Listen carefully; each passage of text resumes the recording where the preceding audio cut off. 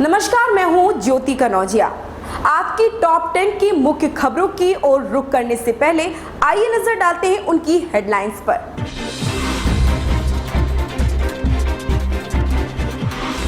नेपाल में software firm पर police की छापेमारी। पाकिस्तान में भीषण बिजली संकट। उपराष्ट्रपति के नाम से भी चौंका सकती है भाजपा।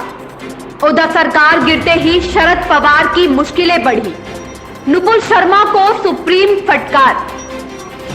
मानसून में देरी के चलते महंगी होंगी दालें। पेट्रोल डीजल के निर्यात पर एक्साइज ड्यूटी बढ़ी। कमर्शियल सिलेंडर के दामों में भारी गिरावट। एकनाथ शिंदे के समर्थन में आए बॉलीवुड कलाकार। यार लैपिड बने इस्राइल के 14वें प्रधानमंत्री। अब खबरें विस्तार से। नेपाल पुलिस ने अवैध गतिविधियों में शामिल होने के संदेह में एक फर्म पर छापा मारकर 40 लाख नेपाली रुपए के साथ कास्की जिले से 3 चीनी नागरिकों और एक नेपाली नागरिक को गिरफ्तार किया है।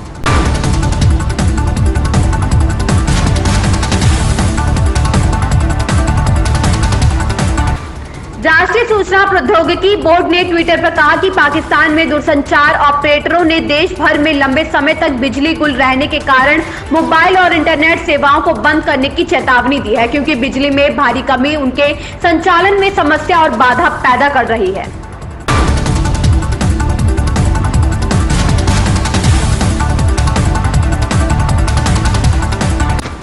राष्ट्रपति के बाद अब उपराष्ट्रपति चुनाव का भी ऐलान हो चुका है। इसके लिए 5 जुलाई को नोटिफिकेशन जारी होगा। 19 जुलाई को नामांकन की आखिरी तिथि तय की गई है और 6 अगस्त को वोटिंग होगी। इसके साथ ही एनडीए और यूपीए में उम्मीदवारों के नामों को लेकर चर्चा तेज हो गई है। कयास लगाए जा रहे हैं कि द्रौपदी मुर्मू की तरह ही उपराष्ट्रपति के उम्मीदवार के नाम से भी भाजपा सबको चौंका सकती है।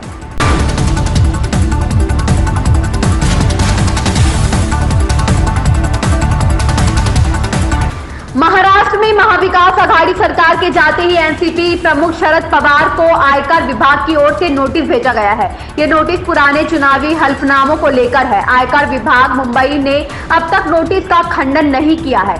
एनसीपी के मुख्य प्रवक्ता महेश भारत तपासे ने ट्वीट कर इस बारे में जानकारी दी है।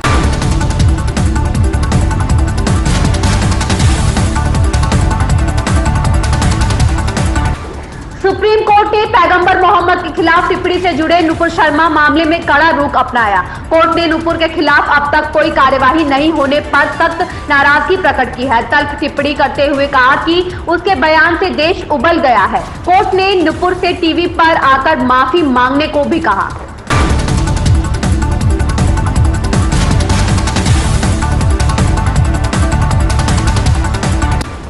देश में करीब 3 माह की सुस्ती के बाद एक बार फिर दलहन के दामों में बढ़ोतरी शुरू हो गई है। इस तेजी की वजह मध्य प्रदेश, महाराष्ट्र और गुजरात के दलहन उत्पादन वाले इलाकों में दक्षिण पश्चिम मानसून में देरी को माना जा रहा है।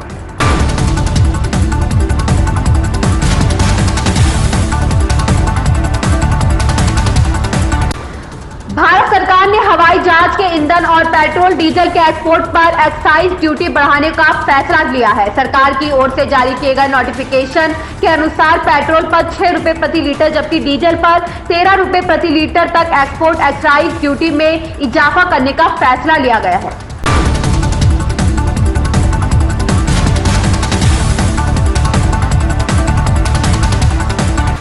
राष्ट्रीय राजधानी दिल्ली में कमर्शियल सिलेंडरों की कीमतों में 198 रुपए की भारी गिरावट की गई है। यह आदेश 1 जुलाई से प्रभावी हो गया है। इससे उपभोक्ताओं को भारी राहत मिलेगी। कंपनियों ने घरेलू रसोई गैस सिलेंडर की दरों में कोई बदलाव नहीं किया है, यानी ये यथावत रहेंगी।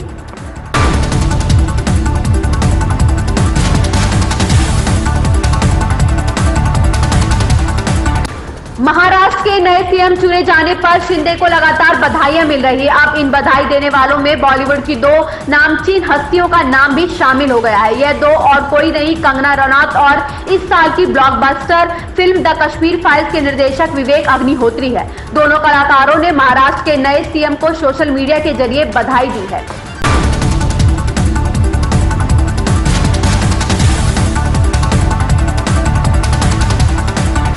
प्रधानमंत्री नरेंद्र नरेंद्र मोदी ने यार लैपिड के इस्राइल के 14वें प्रधानमंत्री के रूप में कार्यभार संभालने पर उन्हें बधाई दी है। लैपिड ने गुरुवार शुक्रवार की आधी रात को आधिकारिक तौर पर इस्राइल का पीएम पद संभाला। ऐसे ही ताजा तरीन खबरों से जुड़े रहने के लिए बने रहें हमारे साथ।